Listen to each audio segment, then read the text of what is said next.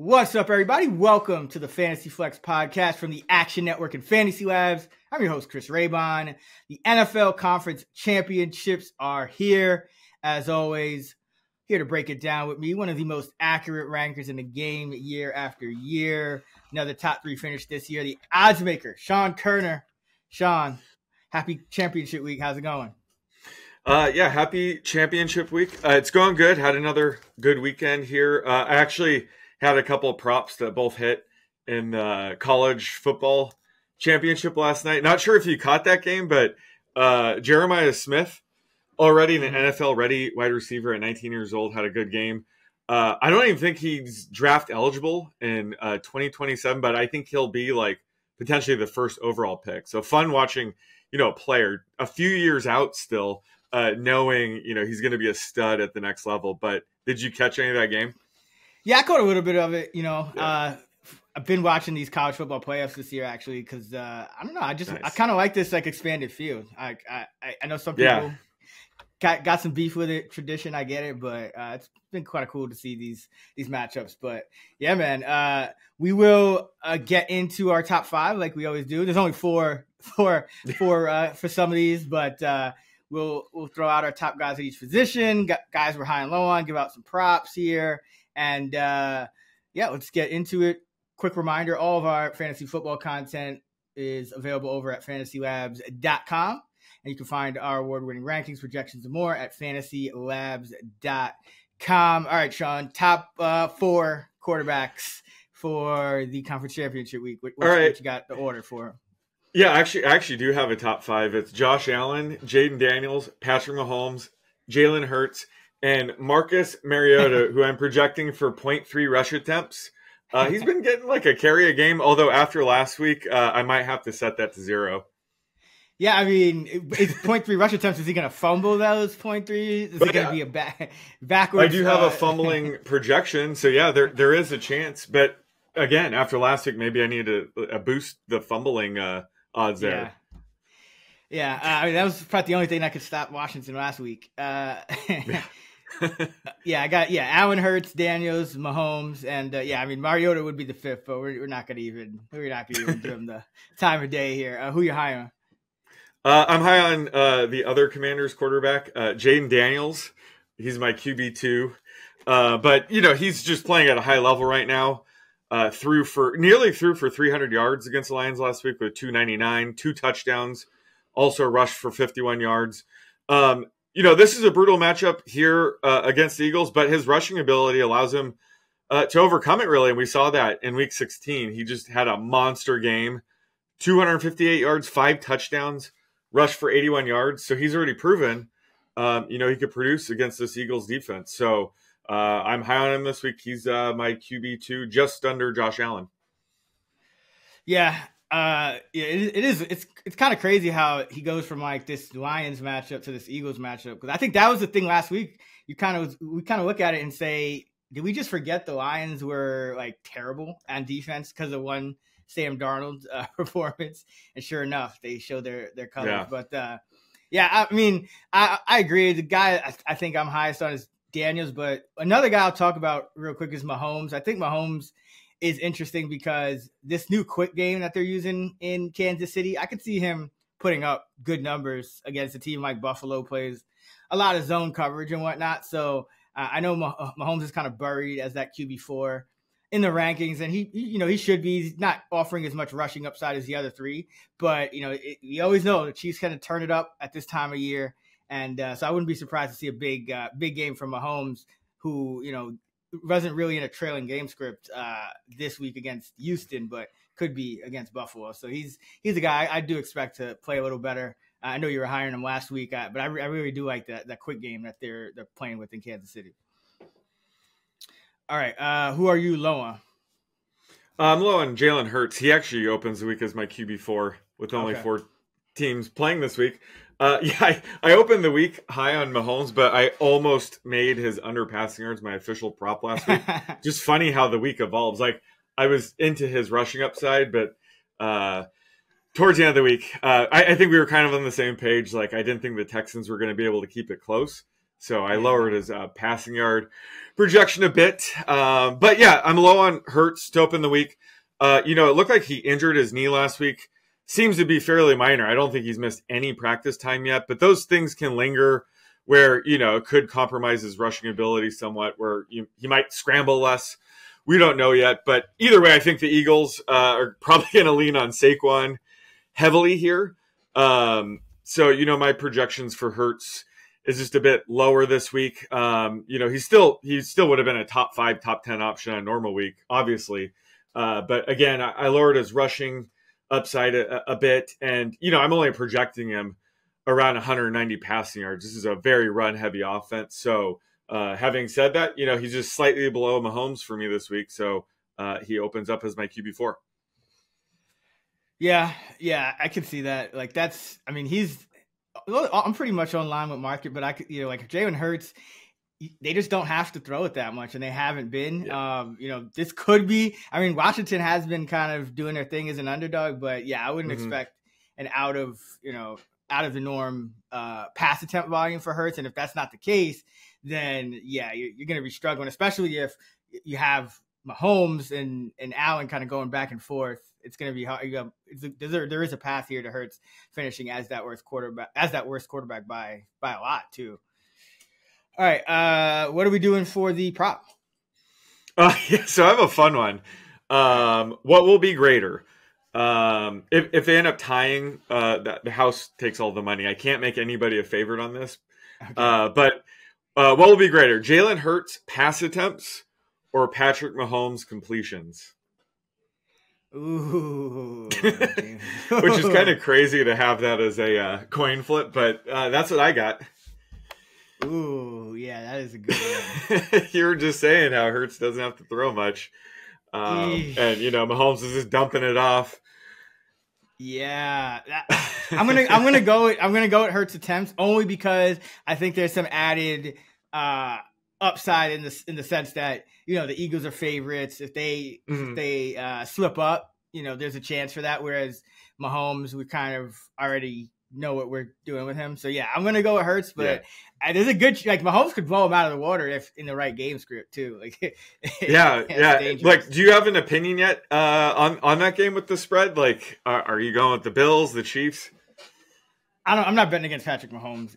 I think the Bills are. I think the Bills are the better team. But I'm almost certainly not betting against Patrick Mahomes. Like, it's just right.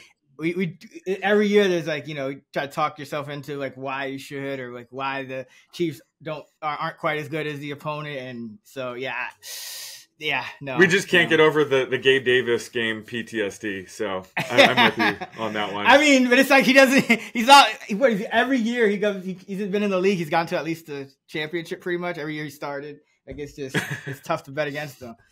Yeah. Oh man, but yeah, no, that's a good line. I'm gonna go Hurts just because I think there's more upside for the Eagles to slip up. All right, running back top 5. Who you got? I got Saquon Barkley, and then maybe the single biggest drop off I've ever seen between two players: James Cook, Austin Eckler, Brian Robinson Jr., and Kareem Hunt. What a hell of a top 5! Yeah. Got Barkley, Cook, Robinson, Hunt, Eckler. Yeah, that's not quite what we expected. I don't think start of the year.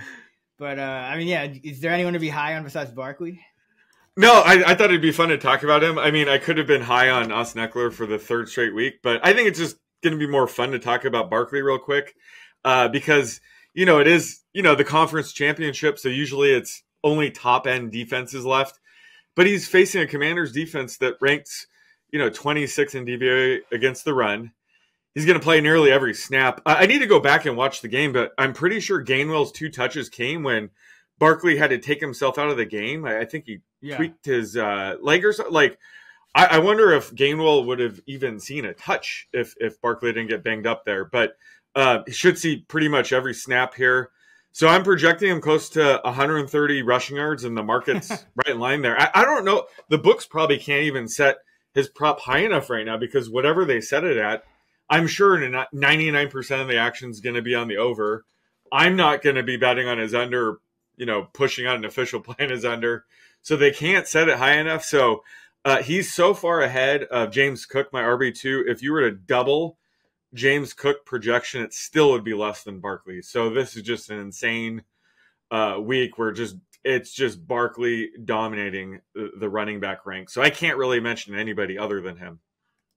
Yeah, I mean, the only thing that makes it interesting is, Washington has kind of done its thing as an underdog all year. Is if, at what point does Philly stop running, right? Like, at what point, like, how many scores down? Because that's the one thing about Washington. We know that they can make these favorites look a little silly sometimes. So if Philly goes into halftime down 10, like, do you think, like, what is the point at which Philly, like, Barkley's attempts start materially declining? Do you think, like, what score? Maybe like 14 plus, or like once you get to 3 scores. But if they're down 10, you better believe they're going to just try to get Barkley going. So, it would take a lot. But yeah, that's a good point. I mean, the Commanders, they're aggressive. They're going to be going for it. They're going to be playing like an underdog, so they can get out to a lead like we saw against the Lions. So that's not without the question. But I think it would take a lot for the Eagles to abandon, feeding Barkley. Yeah, no, this is, and then James Cook, it's like, like, we've seen this in the regular season where it's hard to even trust him from week to week as well. So, I mean, there could be a massive, massive drop off between Barkley and Cook, but Barkley's the guy I'm high on. I don't really think there's need to talk about anyone else. Who are you low on? I'm going to pick Isaiah Pacheco this week. If I would have just faded every single angle I was talking about, the Chiefs running backs, I would have gone like 5-1. Ended up on the one that lost. What can you do? But, once again, Pacheco's usage bottomed out last week. His role, is he's seeing more playing time on early downs when the Chiefs are going to be more pass heavy. Then Samaje Perine comes in on, third downs and the 2-minute offense if they get the ball.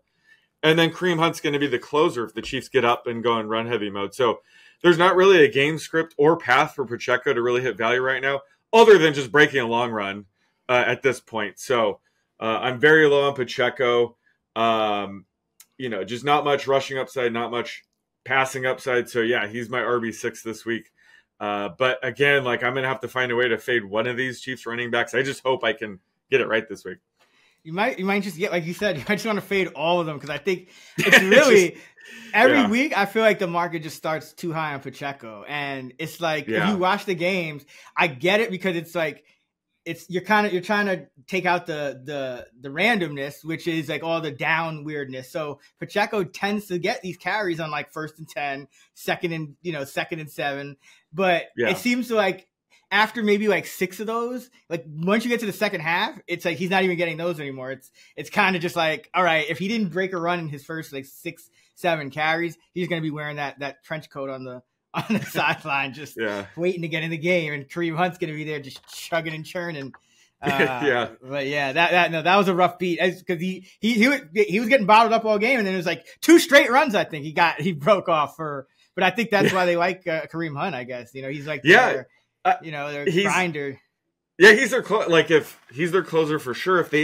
It's almost like if they didn't have Kareem Hunt, it'd be Carson Steele out there getting those carries. Like, it wouldn't be Pacheco. Yeah, Pacheco's been struggling. I mean, since he's come back, he really hasn't had that same efficiency that we're used to. He's never been a great goal line back, so it's not surprising that Hunt's in there for those. And then he's never been a great pass protector, so it's not surprising Perine's in there for those. So yeah, it's just one of those weird spots where, if the Chiefs end up playing 2 more games, one of these 2, we might see a Pacheco just random outburst. But if they get knocked out in the championship, I don't know if that probably will mean that he didn't have a good game. So I'll mention one other guy, Ray Davis. I know he got the score in the Baltimore game, but still kind of keeping with the trend of this backfield where Ty Johnson is the RB2. Ty Johnson with 21 snaps to Ray Davis's 6, and that was behind James Cook's 32. So now you're playing the Kansas City Chiefs. I think this still sets up for a little more of a Ty Johnson game. The Chiefs have been really strong against the traditional run game, inside runs and whatnot. So I wouldn't kind of chase Ray Davis here. I know he was coming off the concussion. Could see some more work this week, but we've now seen pretty much basically the last 3, 4, 5 meaningful games for the Buffalo Bills. It's been Ty Johnson playing ahead of Davis. So, yeah, I don't really trust him. All right. So let's go prop here. I think we got to go back to this Kansas City Chiefs situation. Let's go. Oh, boy. Yeah, got to. Yeah, let's go Pacheco rushing yards. Let's go 32.5. Ooh, looking to fade him. So I'm going to start with the under there. Let me just double check. You said 32.5, damn. Yeah, I'm right there. I feel like looking at my projection for him, I think I'm still being a little too aggressive. So I'm going to take the under. Yeah, it's kind of like an 8 carry type situation here, because that's kind of what he's tops. I think he's had a couple games where he's been over that, but it's been it's been like those they were like in control of the game, which doesn't really project to be the outcome. Yeah. Yeah, and the Bills' run defense is pretty good if you look at numbers, but they give up some like explosive runs and can be leaky. So I don't respect them that much. So you can't imagine he could break off a long run or something like that, but I'll still bet against it. He just hasn't looked right. Yeah, no, his efficiency numbers are way down since returning from that injury. All right, wide receiver top 5. Who you got? I got Terry McLaurin, AJ Brown, Xavier Worthy, Khalil Shakir, and Devonta Smith. I was not ready for that. That's quite the top 5 there. Yeah, I got Brown, McLaurin, Worthy, Smith, and Shakir. Yeah, I mean, it's because we got all these traded guys and all these other guys that just have no idea what kind of workload they're gonna get. But who are you high on? Well, I'm high on Xavier Worthy. He's my wide receiver 3 to open the week.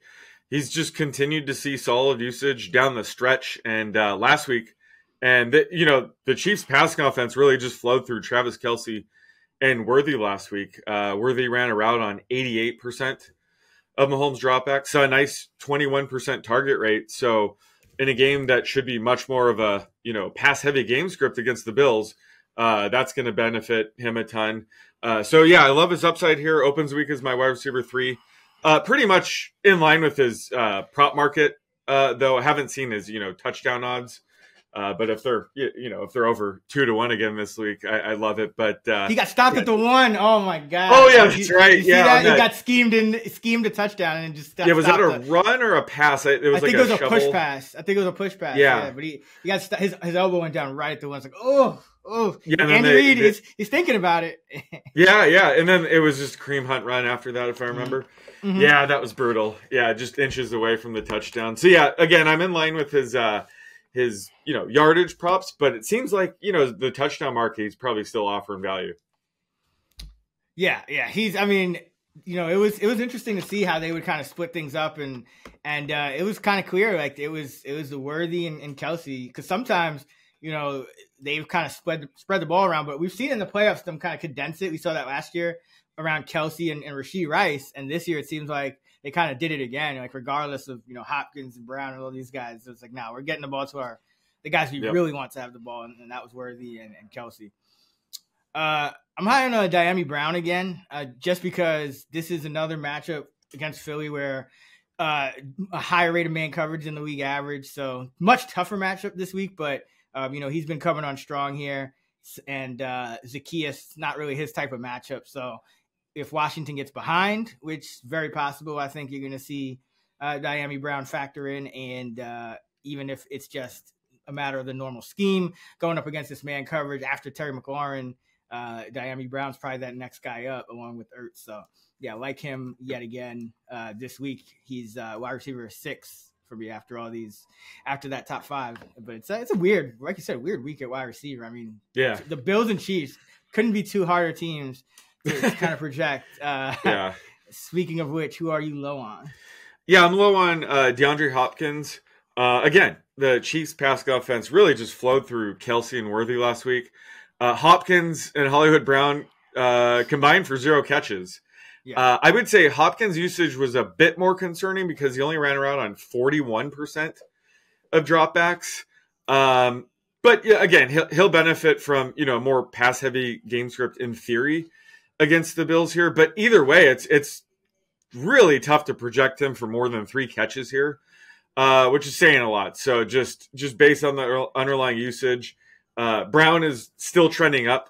His playing time shot way up, whereas Hopkins went way down. So, you know, neither getting a catch was a huge concern, but I'm more concerned about Hopkins. So yeah, he's my wide receiver 8 on a funky week where wide receiver 8 is pretty low. But he is just over Amari Cooper, so he has that going for him. But yeah, I'm low on Hopkins this week.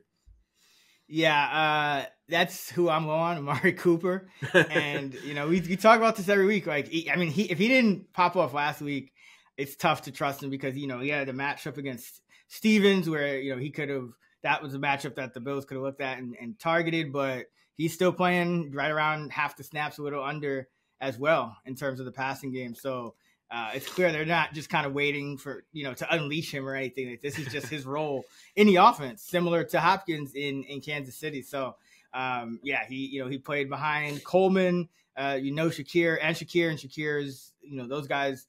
At least Shakir is always going to be a little bit more consistent. So now you're battling with Curtis Samuel and Mac Hollins and whatnot. It's just really tough to project for him. But and now you're going up against a Chiefs team that has very good cornerbacks as well. So yeah, low on Amari this week as usual.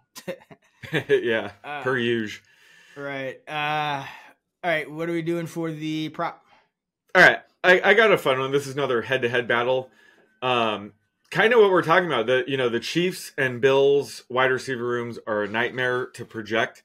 That was kind of the case going into the season. We didn't really know who would emerge. But Xavier Worthy and Khalil Shakir are the top dogs right now. So let's go with who's going to get more scrimmage yards, so rushing plus receiving yards, Khalil Shakir or Worthy. And I'll make Shakir a half-yard favorite.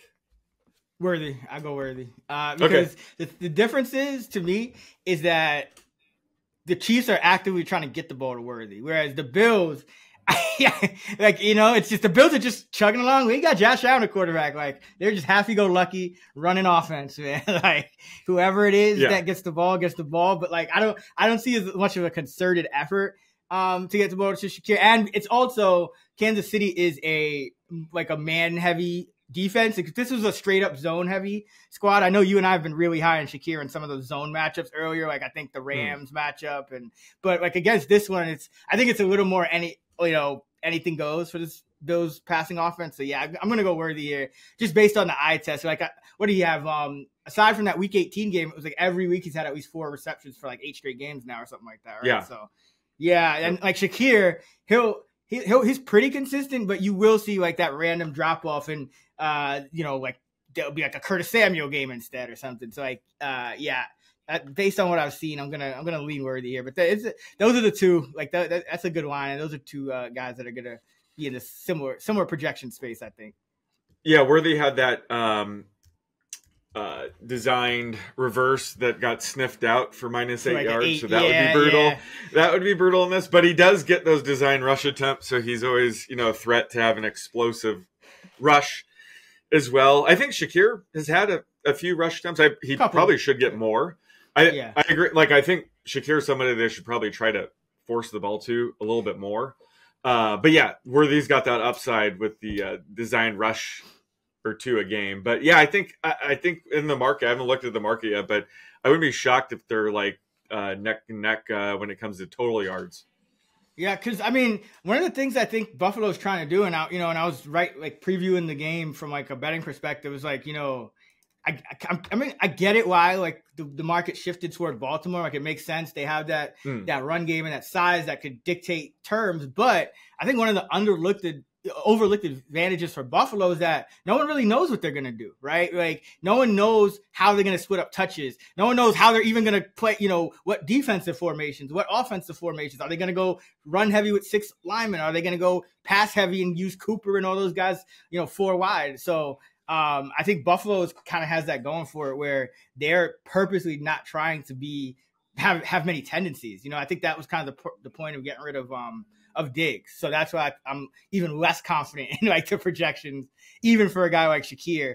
Because we saw like Buffalo's top offensive weapon is what? Like James Cook. And I mean, most of the year that he was one of the hardest guys to project too. Because it'd be like he'd go under his projected touches, but just score like double the amount of touchdowns he'd project. And then, so yeah, this is quite the matchup we have here with these two teams.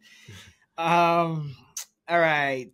Tight end top 5. We could go 5. We have top 5 tight ends for this week. We got Travis Kelce, Dallas Goedert, Zach Ertz, Dalton Kincaid, and Noah Gray. We got Kelce, Goddard, Ertz, Kincaid, and Dawson Knox, baby. Nice. Who you high on? Well, I'm high on Kelce. He's way in the lead as my tight end one, but I'm also showing under on his prop right now. Of course. Not gonna bet on the under in a million years. It could go up to 80. I'm still not fading him. So I'm going to be high on Dallas Goedert because, last week led the Eagles in receiving yards, 4 catches, 56 yards. A.J. Brown continues to be, more of a decoy because he's likely not 100% with that knee injury. But Goddard, I mean, he ran around on 93% of Hurts dropbacks last week. Granted, that's not many dropbacks if you think about it. But if Hurts' knee is enough of an issue where he's going to scramble less, throw the ball a little bit more, that's just going to be more Goddard targets. And like you said, the Commanders, it would not be the craziest thing for the Commanders to get out to a bigger lead and kind of force the Eagles into a pass-heavy game script. So Goddard has multiple paths to having a great game here. And the Commanders, they're a plus matchup for him as well. They rank 26th in DVOA against tight ends. And this is a semi-revenge game against his former starter in Zach Ertz. So I wouldn't, mind if he balls out here against his former, Eagle buddy. But, I'm high on Goddard this week. He opens the week as my tight end too. His career cock block. Yeah, exactly. He and Trey McBride have a history with him. All right.